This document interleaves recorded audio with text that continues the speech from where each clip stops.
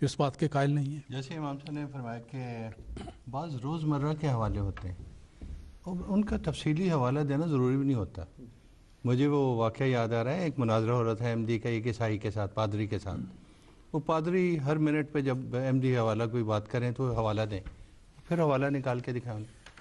5-7 دفعہ جب ہو گیا، جب پادری کی باری آئی تو اس نے سورہ فاتحہ کا حوالہ دیا. تو ایم ڈی مناظر نے کہا کہ دکھائیں سورہ فاتحہ. اب اس کو پتہ نہیں تھا کہ سورہ فاتحہ کیا چیز ہے. اس کو کہنے لگا قرآن کریم، یہ قرآن کریم لے لیں آپ. اس کو اس نے شروع سے آخر تک دیکھنا شروع کیا، سورہ فاتحہ نہیں مل رہی.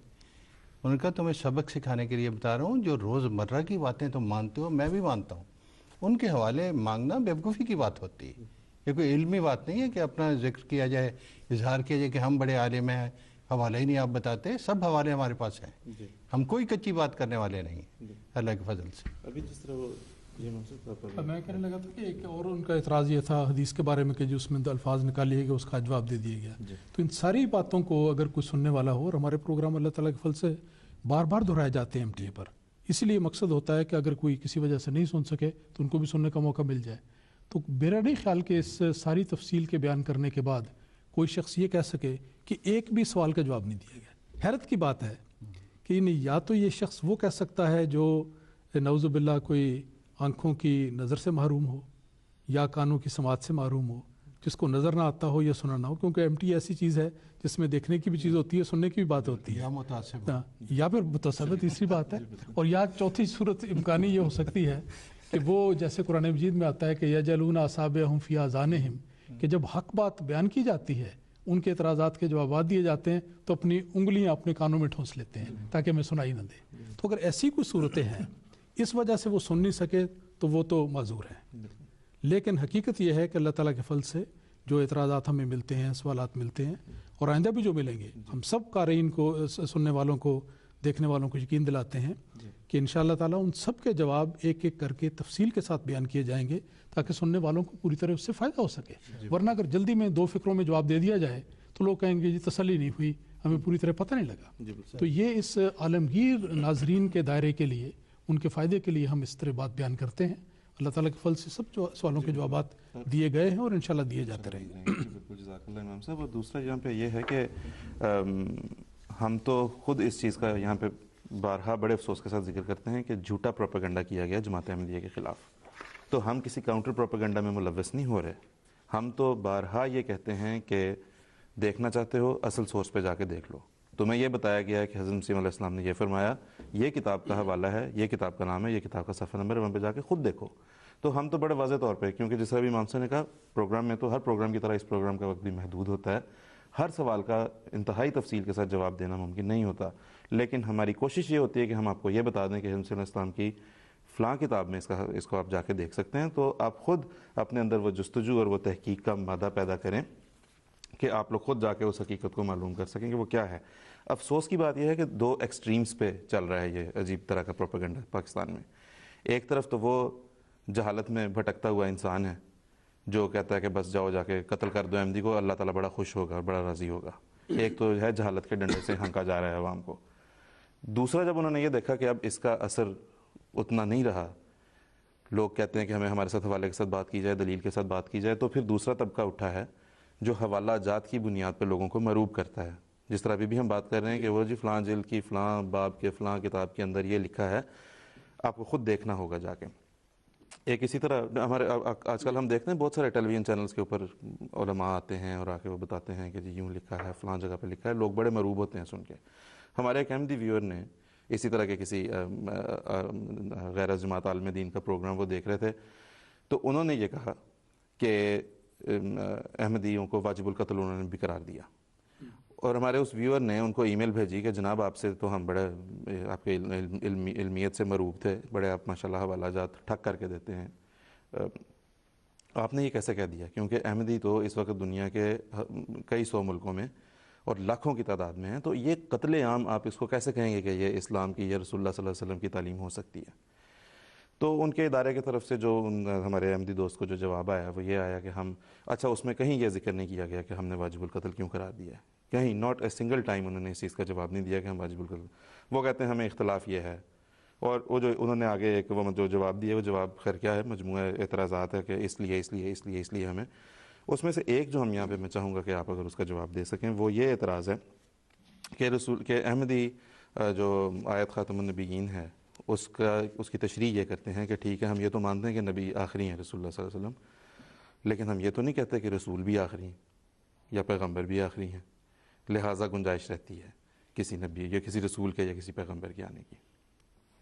نعوذ باللہ، یہ بہت عجیب سا اعتراض ہے، اور اسے سادگی کہیے کیا کہیے کہ احمدیوں کے بارے میں یہ کہا جائے کہ وہ خاتم النبیین تو مانتے ہیں، خاتم الرسول نہیں مانتے، نعوذ باللہ۔ اور لیک صاحب یہ اس ادارے کی طرف سے جواب آ رہا ہے جن کا جو اپنا طرہ امتیاز تحقیق کو سمجھتے ہیں۔ یہی تو بات میرے ذہن میں ہے کہ اچھی یہ تحقیق ہے کہ میں نے یہ سوال جو ہے نا بعض احمدی بچوں سے ان کو پیش کیا ہڈرسفیلڈ میں نے کہا یہ سوال آیا ہے کہ احمدی نبی پاک صلی اللہ علیہ وسلم کو خاتم النبیین تو مانتے ہیں لیکن خاتم الرسول نہیں مانتے۔ ان کا یہ کیسے ہو سکتا ہے؟ یہ تو ہمارے عقیدے کے سراسر خلاف ہے، ہم تو نبی پاک کو خاتم النبیین بھی مانتے ہیں، خاتم الرسول بھی مانتے ہیں۔ مثلا دیکھیں غیر احمدیوں کا موقف یہ ہے ان کا اپنا کہ رسول صرف ایسے نبی کو کہتے ہیں جو صاحب شریعت و شریعت لائے، اور نبی وہ ہے جو شریعت کے بغیر آئے، یہ ان کا موقف ہے۔ چنانچہ یہ کہتے ہیں مثلا موسیٰ علیہ السلام رسول ہیں، ہارون علیہ السلام کوئی شریعت نہیں لائے اس لیے وہ رسول نہیں، وہ نبی ہیں۔ جماعت احمدیہ کا موقف اس کے سراسر خلاف ہے۔ ہم یہ کہتے ہیں کہ ہر نبی رسول بھی ہوتا ہے اور ہر رسول نبی بھی ہوتا ہے۔ ابھی میں قرآن کریم وغیرہ سے ثابت کرتا ہوں، جب کوئی خدا تعالیٰ کسی شخص کو عظیم الشان پیغام دیتا ہے اور کثرت کے ساتھ وحی کر کے اس کو مامور کرتا ہے تو وہ نبی بنتا ہے۔ یہ اب اس کو پیغام جب پہنچ رہا ہے تو عظیم الشان پیغام، وہ نبی، انگریزی میں جسے پروفٹ کہتے ہیں۔ لیکن خدا تعالیٰ یہ پیغام اس لیے تو نہیں دیتا اسے کہ تمہیں پیغام دے دیا اب اپنے حجرے میں، اپنے غار میں، وہاں کمرے میں بیٹھے رہو، نہیں، یہ پیغام تو لوگوں کے لیے ہے۔ جب وہ پیغام لے کے نکلتا ہے تو کیا بنتا ہے؟ پیغام بر بن جاتا ہے، پیمبر بن جاتا ہے، جسے انگریزی میں میسنجر کہتے ہیں۔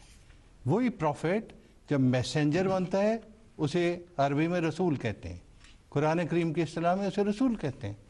تو ہر نبی رسول ہوتا ہے اور ہر رسول نبی ہوتا ہے۔ یہ ہو ہی نہیں سکتا کہ کوئی نبی رسول نہ ہو اور کوئی رسول نبی نہ ہو۔ ابھی آپ کی بات میں یہاں پہ ناظرین کو اس چیز کی طرف توجہ دلا دوں کہ آپ یہ دیکھ لیں کہ وہ ادارے اور وہ علماء جو تحقیق کو اپنا طرہ امتیاز سمجھتے ہیں اور حوالہ جات میں بڑا ید طولہ رکھتے ہیں، وہ جماعت احمدیہ کی اتنی بنیادی تعلیم سے بھی واقفیت انہیں نہیں تھی۔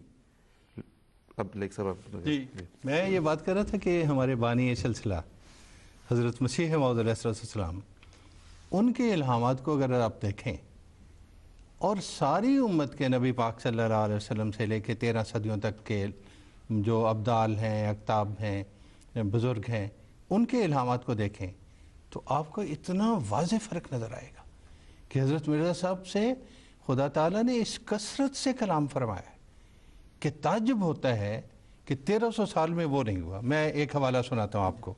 حضرت بانی سلسلہ علی احمدیہ وہ فرماتے ہیں، غرض اس حصہ کثیر وحی الہی اور امور غیبیہ میں اس امت میں سے میں ہی ایک فرد